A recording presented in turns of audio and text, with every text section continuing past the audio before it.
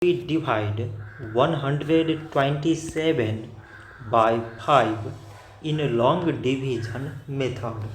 So 5 times 2 is 10. On subtracting we get 2. So now we put down this 7 and it is 27. So 5 times 5 is 25. On subtracting we get 2. So now there is no other number to put it down. So we take here decimal, so that we put 0. So it is 20 and 5 times 4 is 20.